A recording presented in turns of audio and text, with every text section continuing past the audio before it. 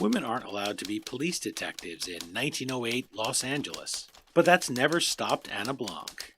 Besides, it's not her fault she keeps stumbling across corpses, is it? Or that she's the keenest legal mind this side of Sherlock Holmes. We'll join the lovelorn, whiskey-swilling, fallen socialite next.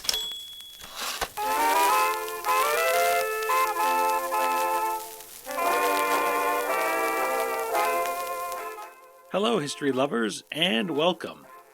I'm your host, Dean Karayanis, and this is the History Author Show on iHeartRadio. iHeartRadio is now #1 in podcasting, by the way, which is a nice thing to see pop up on your app. This week, we'll see a familiar face in the passenger seat of our time machine as we travel back to Gilded Age Los Angeles. Our guest is Jennifer Kincheloe, and she's here to chat about her latest Anna Blanc mystery novel, The Body in Griffith Park. You can catch our chat on her debut novel, The Secret Life of Anna Blanc, and her second in the series, The Woman in the Camphor Trunk, in our archives at iHeartRadio, stream it at historyauthor.com, iTunes, or wherever you're listening. You can also visit our guest online at jenniferkincheloe.com. Find her on Twitter, Instagram, and Facebook. Her last name is spelled Kincheloe. Like myself, Jennifer Kincheloe first trained as a scientist, not an author. Perhaps that explains why her Anna Blanc investigative mysteries have such an air of reality about them. Her day job now is in KicheloeHealth, a consulting firm, and she worked as a policy researcher at UCLA. And it's no mystery how she went from a pipette and PhD to a pen and paper. Her writing is really strong. It earned both the Colorado Gold Award for Mystery and the Mystery and Mayhem Award, as well as spots as a finalist for the MacAvirty Sue Fetter Historical Mystery Award, the Left Coast Crime Lefty Award for Best Historical Mystery Novel, and the Colorado Authors League Award for Genre Fiction. Okay, now that our time machine has dropped us off in the era of ostrich feather hats, watch fobs, and Pullman cars, let's join Jennifer Kincheloe and solve the mystery of The Body in Griffith Park.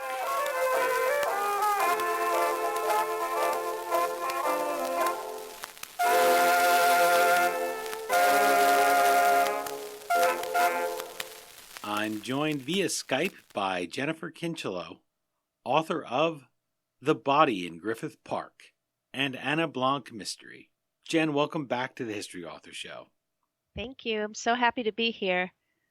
Well, I can always tell when I'm excited about a book because I start hitting the mic and hitting the table because I'm gesticulating. It's as if the the joy that the book brings me just starts bubbling out of me, and I simply can't contain it. I start to just get a little bit spastic with my arms and legs because I can't contain it.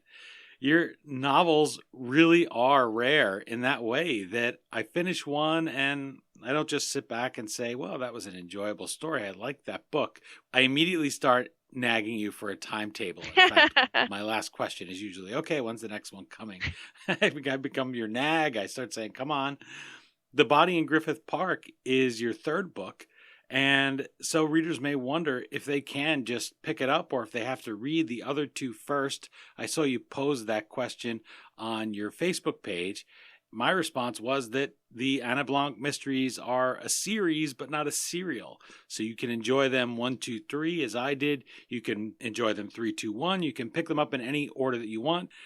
You can, because you do very well where you hint at what came before. And if people are curious, they can go back and read previous books.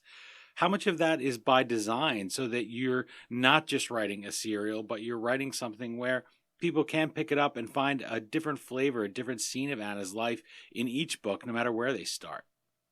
With series, ideally, you always want each book to stand alone. And the challenge with that is providing enough backstory that the characters and the new story make sense. You have the same challenges you have with a first book or a standalone where you have to get people invested in the characters and have them know who Anna is, because it's so much more interesting to watch people and see them take action and see them move through the story. So I think ideally I would have people start with book 1 because I think it makes books 2 and 3 richer, but there are plenty of readers who didn't read book 1 who started with book 2 and were just quite satisfied. So yeah, that's the goal. It's just that trick of doing exposition effectively without taking too much space and making sure the characters are rich enough without the backstory. I definitely found them rich characters. I came to a conclusion just as you picked up the phone and I told you I enjoyed this book so much. And that was that I never get tired with Anna Blanc. She can be tiring because she's just a bundle of energy, is your character. But I never find her, okay, she's going to do the same thing here again. I don't feel like I'm watching Three's Company where every single plot is the same, right? Right. There's going to be some crazy misunderstanding and Mr. Furley's going to do something, or the Ropers or whatever happens. And yes, it's carried because you had great acting, you had John Ritter, you had some really funny situations there, and it was light and campy, and you can certainly enjoy Three's Company, but you do feel like you're getting the same thing again and again, and it is just carried by the characters. The Anna Blanc series, The Body in Griffith Park, I didn't feel as if I was just rereading the same book, that you were just rewriting the same book that you'd written twice before. She's always changed a little bit. She's grown and learned a little bit. And this is just like a real person. That's what you want to see into a real person. You want to see them again and have them be the same but different. That's the challenge. When you go to a high school reunion, you say, gosh, that guy who was the quarterback on the team, he's still the same guy that he was back then. And not everybody is, but they've lived 20, 30, 40 years since you graduated high school. But there's some things that will be the same that they've hopefully built on. Hopefully we've all grown at those reunions. And you want to check in with friends. And that's how I feel about Anna Blanc. You want to meet up with a friend again. She becomes a friend to me as a reader. And I want to know, where's that next book, Jennifer? I'll ask you, come on, how's it going? How are things? And check in with you, which I don't do with every author. It's very rare that your life is smoothly moving from one thing to the next, too. You have this relationship of Anna Blanc and Joe Singer. No relationship is smooth, much less dating in this period of the early 20th century. That's part of her character. She's a passionate person, but independent. What a great inner conflict for a woman in that period. She can want two conflicting things equally passionately at the same time. It's just a wonderful thing to read about and to take that ride with her. I think if anybody has ever on a small level thought, what am I going to have for dinner? And you don't know, you can't choose between two completely different things that you want both of them very much and you can't order both.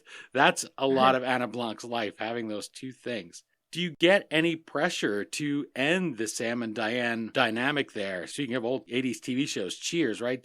Do you get any pressure to end that interaction between the two of them and grow things for Anna and Joe into maybe a Macmillan and wife style crime-fighting team? Because I'm sure many readers are just as passionate as I am, and maybe they say to you, come on, get them together. How are people reacting to that relationship? So, I get all kinds of different reactions from readers. That's one of the things about writing a book. The reader brings so much to the story. So no two people read the same book. People love their relationship overall. They like the back and forth. I've had people be mad at Anna. I've had people be mad at Joe. It's hard to sustain that tension, that sort of sexual tension between two characters over the course of many, many, many, many books. And I've had one friend who's a New York Times bestselling author suggested that I kill Joe off and start again with somebody new. So I really don't know what's going to happen to the relationship. I haven't planned out the whole series. I'm discovering it as I go along. I'm not even sure what their relationship is going to look like in this next book. I'm just going to see how it unfolds. It's nice to be able to have that input from other people, too, that are reading it and are as invested. I think it's a real tribute to your writing, a real credit to your writing. Well, I would say it's the conflict that makes books interesting. So the more conflict in a novel, the more people become hooked into it. So there'll always be conflict. As long as Joe's live and kicking, there'll always be conflict. Your previous novel, The Woman in the Camphor Trunk, starts off with Anna fleeing a police officer as she's hauling a severed head in a bucket. What a great, vivid image that is. And I'm sure that it was tempting to repeat what worked so well when you wrote the third book, The Body in Griffith Park. Instead, we open The Body in Griffith Park to find Anna in the kitchen at the police station, in her office. It's not a very romantic place. It's not a very exciting place. It's just where you go to keep your cola or whatever she has in those days. I forget what it is. She has a tin of something, tin of kippers. What is it? Yeah. What her lunch is. And yet you still infuse that with tension in those first few pages. And I imagine it's a different sort of work. You work a different muscle there to be able to write that, to get that opening without just saying, here's another corpse, without just doing what, to make yet another TV reference, Jessica Fletcher, right? At the beginning of every murder she wrote, there's going to be a body somewhere. You don't want to be anywhere near that woman because somebody's always going to die. It's sort of a easy thing to do. It's maybe what even readers expect is you just have a corpse show up and then she's going to go and solve it. 1, 2, 3. And it would be just as exciting, I'm sure. But I found it interesting that you open this book with an office scene, which is such a simple, very usual moment, and then you grow from there into the extremeness of her usual life, chasing a killer, which is completely out of the ordinary. So why that choice to open this book? In a sense, it's extraordinary in that Anna is a police matron with the LAPD, and she's very young to be a police matron. And, she has this different life, taking care of women in the jails and helping the detectives. So I felt like the head in the bucket was kind of, that's a one-off. I don't want to go jump the shark and try and think of a weirder thing every time. You know what I mean? But I think the important thing is to induce your characters in an interesting way, establishing your setting. So the severed head scene said a lot about who Anna is as a character, her impulsiveness, her nerves of steel, her passion for trapping criminals, her do whatever it takes attitude. But I think there's other things people have to learn about Anna too. And so those were kind of more the focus in the third book. I find a good character, like, for instance, The Sopranos. I guess I'm thinking a lot about TV today. But anyway, on The Sopranos, everybody is such a character that you can just sit and watch them eat dinner.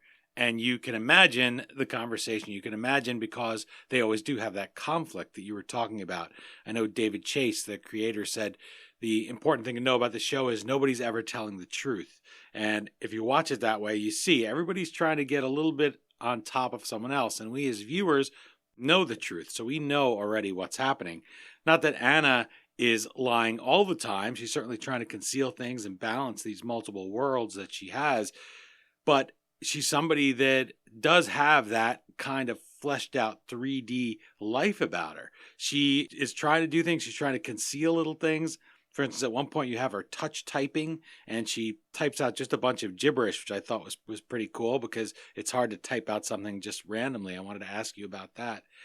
That's a thing about her where you go and you just want to see her maybe in her office. At least that's how I felt. I liked that it started off with some tension, but a different sort of tension where you can be just as tense in your office, because that's a very real world moment. We all know what it's like to be tense at work or something. It doesn't have to be running along the beach trying to catch a killer or with a severed head in a bucket. Well, I think that's the art of writing is you have authors, writers who are very accomplished at their craft, who can make any situation tense and interesting and multi-layered.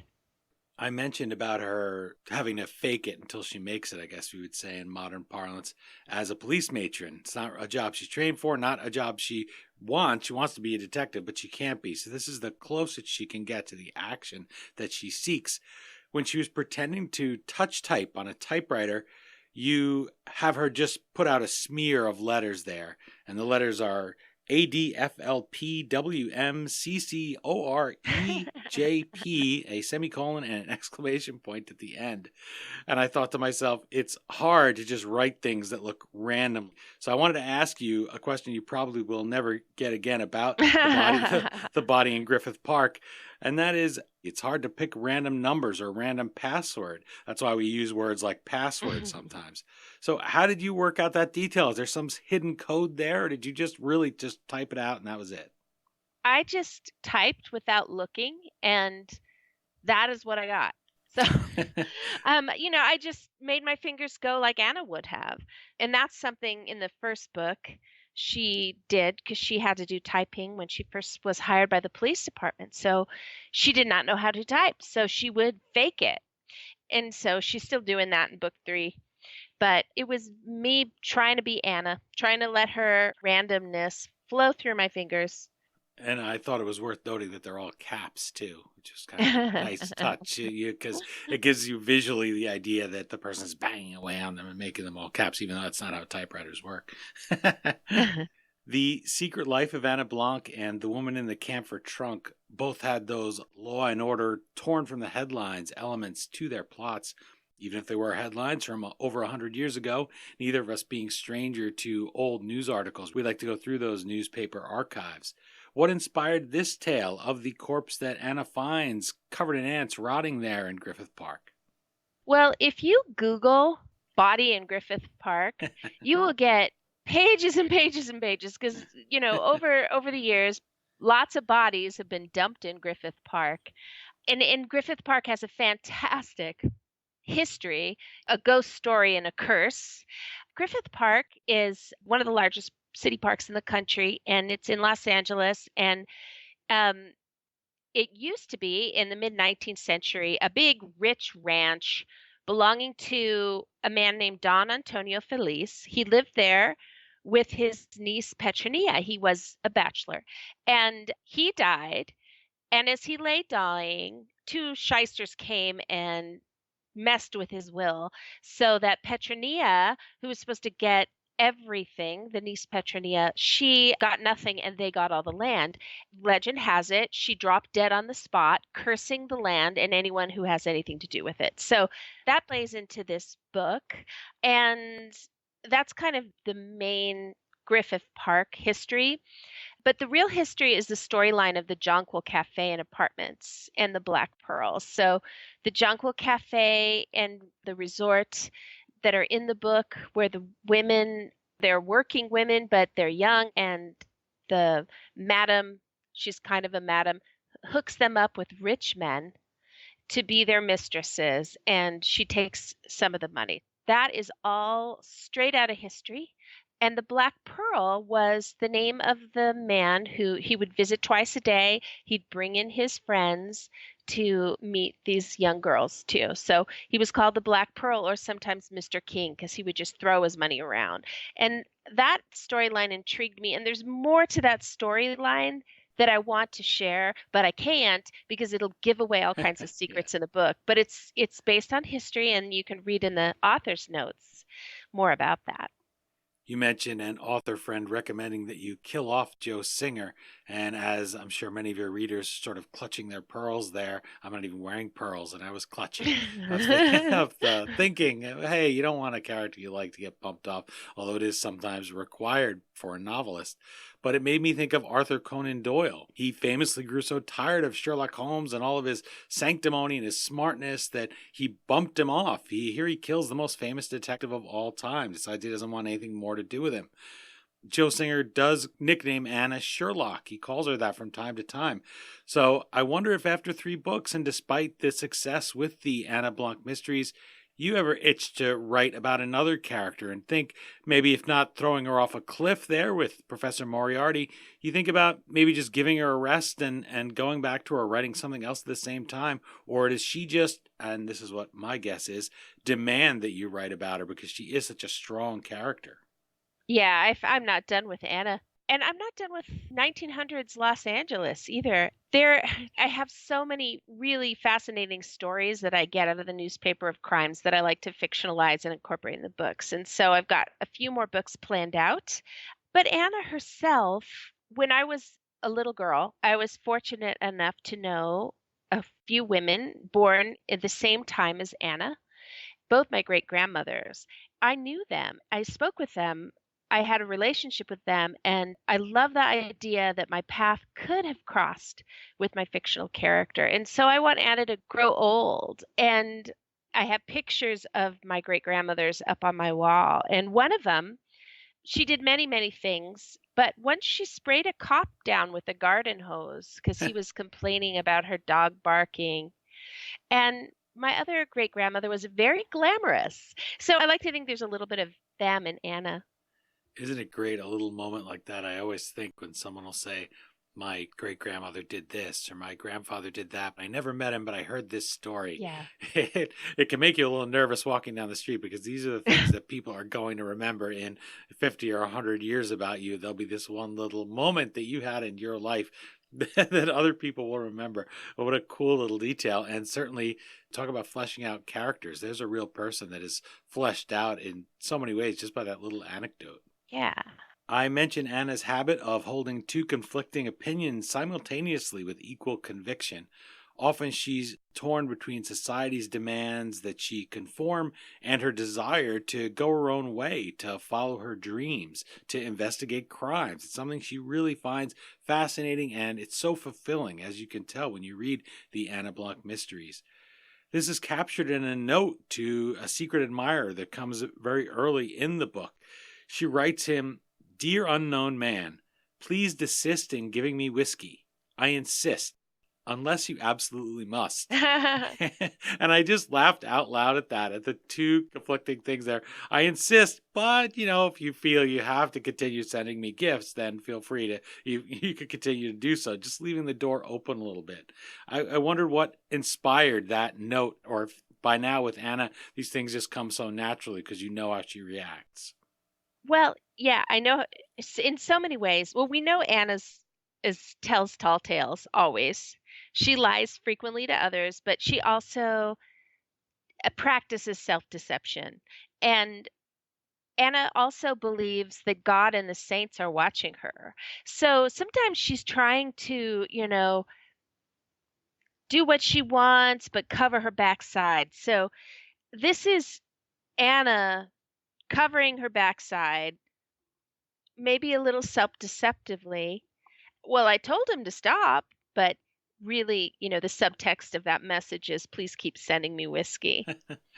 Yeah. So throughout the book, she has a lot of cognitive dissonance. And so she kind of separates and she tries to please God and the saints and do what she's supposed to do while doing what she feels like she must do. It's the perfect setup, too. It's perfectly crafted sentence. You could see her arguing, as you said, if she was in confession. Well, I didn't want to be rude. I had to say, unless you have to. What am I going to say? I don't want to be a bad person. It reminds you of the economy of words and how effective good writing can be. Thank you. We're speaking with Jennifer Kincheloe, author of The Body in Griffith Park, an Anna Blanc mystery. This is the third in a series that debuted with The Secret Life of Anna Blanc and continued to roll with The Woman in the Camphor Trunk. You can visit our guest at jenniferkincheloe.com or find her on Twitter, Instagram, and Facebook. Amy Stewart, the New York Times best-selling author of Girl Waits with Gun, calls The Body in Griffith Park, quote, a wild romp through turn-of-the-century Los Angeles. Booklist writes of the Anna Blanc series, fans of historical fiction starring feisty heroines will love this crime-loving suffragette. Jen, I could read a dozen quotes praising the Anna Blanc mystery series, some of them even from me because I am a big fan of the series. But as they say in the novel bag, show don't tell. So I like to ask authors to read a selection from the book. This not only gives us a flavor for their writing, but what they choose tells us something about what they find significant, what they like to highlight about their story. So set this passage up from The Body in Griffith Park and have at it. Thank you. So Anna Blanc is a 20-year-old assistant police matron. Her love interest, Joe Singer, is a detective. He's a couple years older, and he's the son of the chief of police. Police matrons are not allowed to court, and Anna and Joe are secretly engaged, and they want to be alone, but they can't go to his apartment that doesn't allow young ladies, and she can't go to her apartment. They don't have a car, so they sneak off to Griffith Park during the workday to be alone and spoon. But Griffith Park is under a curse by Petronia, and things go terribly wrong. So this is chapter 3. The wind rose suddenly, carrying with it an ungodly odor. Joe lifted his head. What is that smell? Anna smelled it too. She gagged a little at the scent, like rotting pork in a sweet sauce. He groaned. I'm finally alone with the girl of my dreams, and some creature decides to die in the most romantic spot in the park. It's probably a possum. Can't you find it and fling it off the hill with a stick? Anna slid off Joe so he could stand. His hair poked out in odd directions from Anna's caressing fingers, but he still looked good enough to eat, and the front of his drawers was pooching out most interestingly. She was starting to see the shape of things. Anna rose gracefully in her drawers and chemise, stuffed her feet into unhooked boots, and took his hand. She wasn't going to miss one moment of touching him, stench or no. They turned in a circle, sniffing the air. It must be upwind. Joe licked his finger and held it up, then tugged her toward the edge of the hillside and a panoramic view of the city below. Anna saw a trail of ants marching in a row and followed them. There, near the edge, she saw the source of the smell. A dead man lay on his side with a hole in his head. His hair and face were covered with ants, as if they found whatever oil his barber used particularly delectable. A revolver lay in his limp, open hand.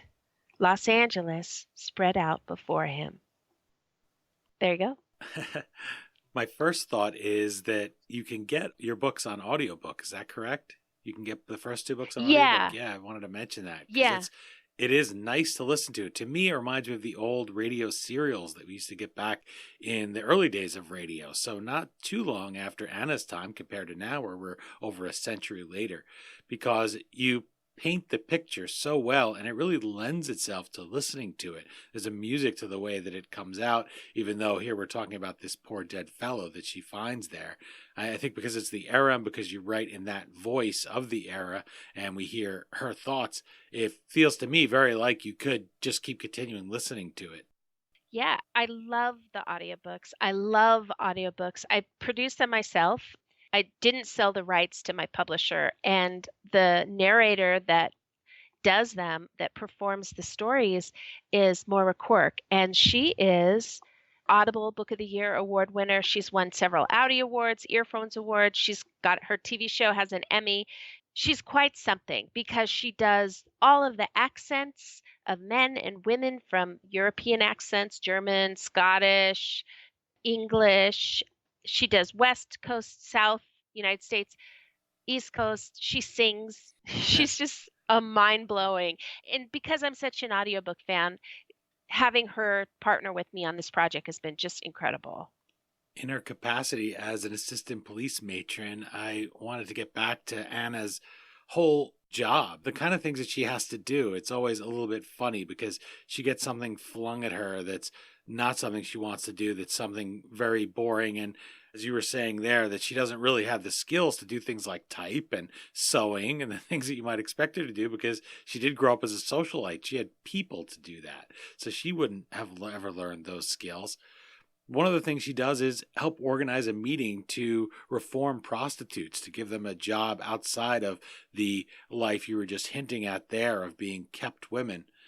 One of the ladies in the body in Griffith Park testifies at the event, and she says, quote, "The former reticence on matters of sex is giving way to a frankness that would startle even Paris. I hereby declare that it is sex o'clock in America." So that line has to jump out at anybody, Jen. So tell us the story behind that line of dialogue. So this is a little glimpse at progressive era thought. And people have always, and still do, blame women for all kinds of things and saw prostitutes as fallen women who were there because of a moral failure instead of what was more often the case, economic issues. So here we have a group of very intelligent women who are trying to change society. They're trying to eradicate prostitution.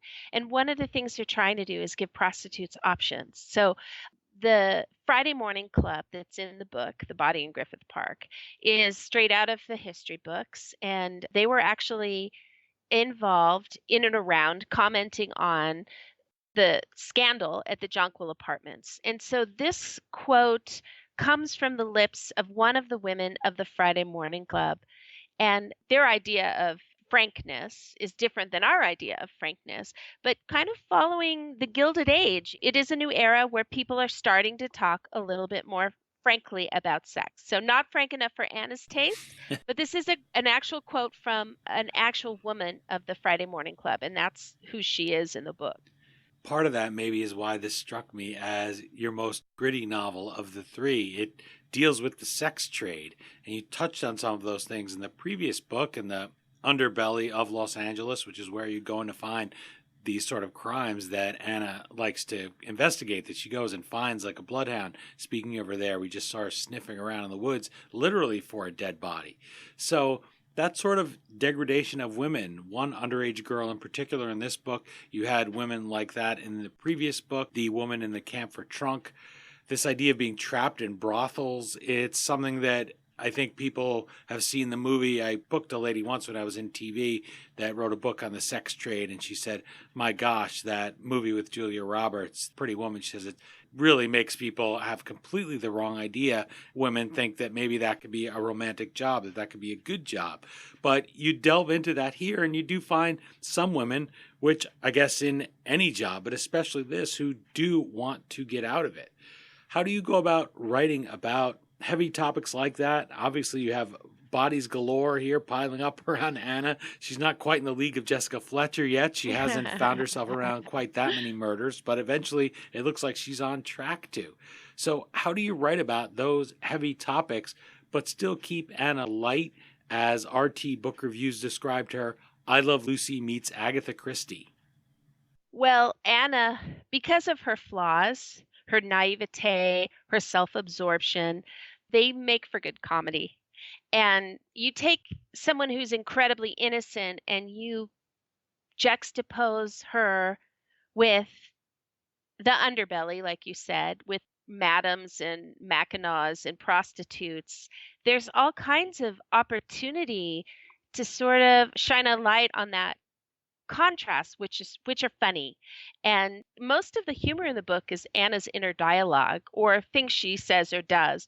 And usually it's because of either she's not being honest with herself or it just shines a light on her limitations.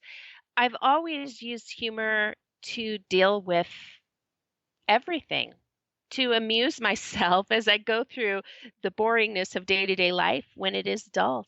And then also when things are sad or frightening, humor is something I've always used to cope. And I think that it comes naturally. And I don't actually know if I could write a serious book. You wouldn't be able to write something like Sherlock Holmes where he's just always dour and uptight. I couldn't do it.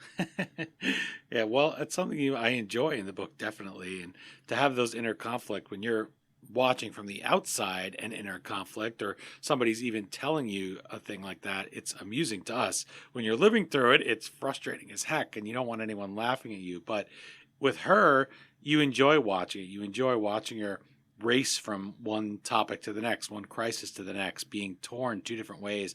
I thought it was clever part of the book you wrote that she wishes she had two sisters. She wishes that she was triplets. And she says, then there will be an Anna for this and an Anna for that, and then I could be here. And I just laughed because that's something that you would think when you're in her head, because she is self-absorbed and she just assumes that if she had triplets, she would be the top one and they would just be copies of her, not their own person. Not their own person at all. They would just be copies of her and they would want to do exactly what she wants, and that's just how life would be. Well, that's not how it works. If you've ever had a younger brother, older brother, there could be so many differences. It goes all the way back to the Bible, as you were talking about, the idea of someone being different, being conflicted. They would have the same conflicts that she does and makes different choices. And I like that. I like to still be racing along with her all that time. Oh, thank you. Yeah, I think it's fun. And I think it's so great to talk with you about it, Dean, because you so get it. Like, you so get the subtext and that particular subtext of the triplets. I love writing for people like you who really understand what I'm trying to do, because from time to time I'll have a reader whose brain isn't wired for subtext and they're like, what? Yeah. Well, you can still enjoy it. Everyone can still enjoy these books. I know that because I know a lot of people don't read for that kind of thing. They don't want to see they don't look for it anyway. Not that it's obvious here. I always talk about the pencil sketches that you paint before you paint a painting that you draw. You draw a pencil sketch, then you paint it in, you erase those, you take them out, or when you do blueprints. And I always pay a compliment to an author and I'll say, you don't see any of those. But I look for them so you can still see some of it, just the way if I walk in a building because I did my own kitchen, I redesigned it and I do all the work myself. I do the tiling, I do the woodworking, I run my router, made a island top. That's something where if I go into somebody's house, I'll say, oh, how did you do this? What did you do? I'll want to see those joints. Yeah. Whereas if someone walks in from the outside, they just say nice table and they don't worry about what's under it. I thought of that in particular because I just made a note here while you were talking to thank you off the air, but I'll do it here. You were so kind to send my mother your first 2 books, and I really appreciated that. And she loves them, but I'm sure she's not thinking of, she's not thinking like a writer. She's thinking like a reader, and she's enjoying them. So I don't want people to get the idea from what you said that anybody's going to pick up the books and not really get them. I think you'll enjoy them. You don't need to be a mechanic to enjoy the ride in a fine car. You just need to be in the car. And when you get in the car, you'll enjoy the ride. You don't have to worry about why or who made the car or who designed it. Yeah. And I wanted to mention one of the things there. One of the ways that you create that effect of speed, of racing along with Anna, is you use short clipped sentences. And that reflects so well her rapid analysis of situations and the way that she sometimes careens about to different topics at the same time, that she's trying to just do something like make a sandwich, or she's trying to spend some time alone with Joe Singer, or pretend to be working when she doesn't have any clue how to work a typewriter.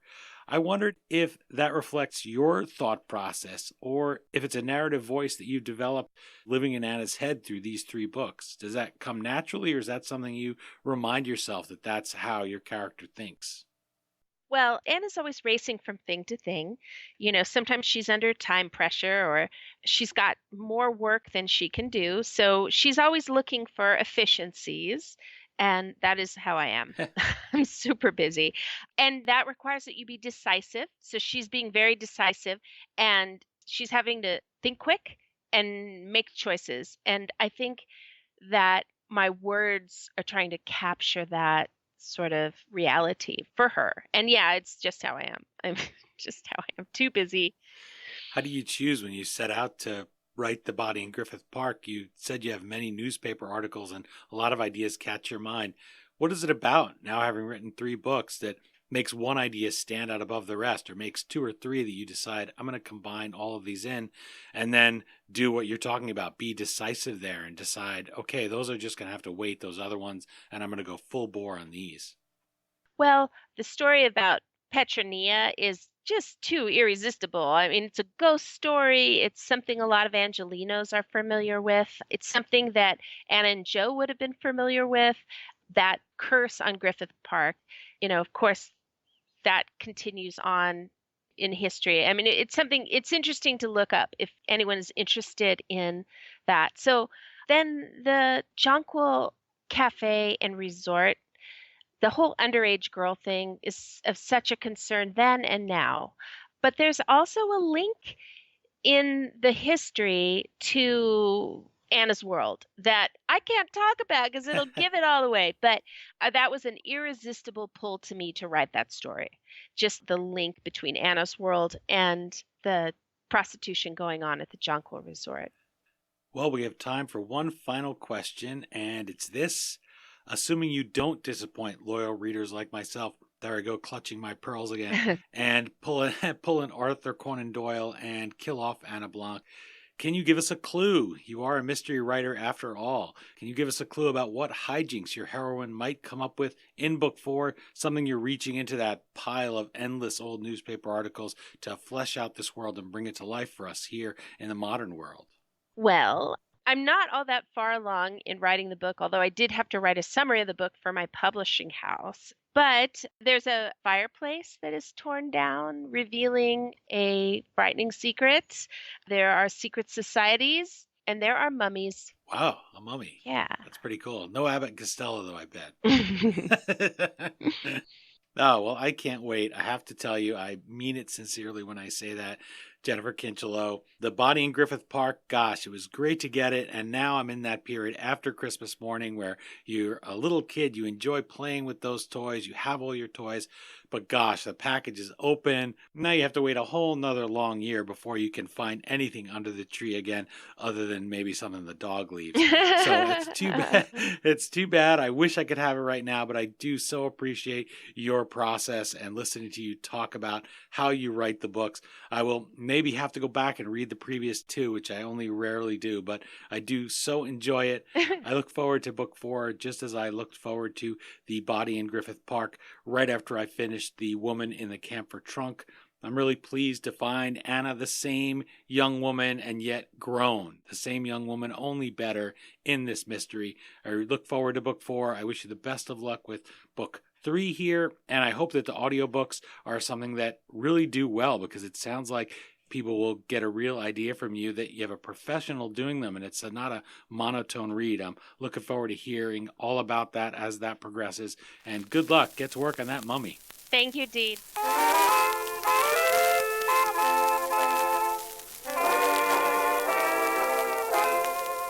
Again, the book is The Body in Griffith Park, an Anna Blanc mystery.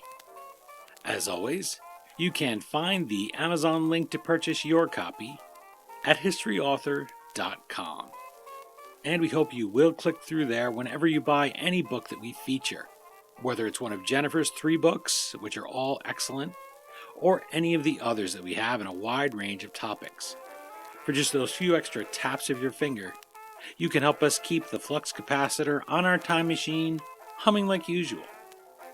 My thanks to Jennifer Kincheloe for joining us a 3rd time, and for weaving another entertaining, rip-roaring, seat-of-your-calico-pants mystery. Remember to check out our archives for those other 2 chats with Jennifer. Those are about her debut novel, The Secret Life of Anna Blanc, and The Woman in the Camphor Trunk. You can visit her online at jenniferkincheloe.com or find her on Twitter, Instagram, and Facebook. That last name again is Kincheloe. And while you're online, let us know what you think of the book and the interview on Twitter at HistoryDean, Instagram at The History Author Show, or Facebook.com/HistoryAuthor. And I've been posting things on LinkedIn too, so you can find me there if you want to connect. That's it for this mysterious installment of The History Author Show. I hope you'll join us for our next all-new interview right here on iHeartRadio. Or you can enjoy any of the written Q&As we've been posting at historyauthor.com. Well, until our next trip into the past together, thanks so much for time traveling with us today, and have a great week. We still call it Broadway, but what's in a name? Take it from Georgie, it isn't the same. On the east side, west side, things ain't like before. There are tears in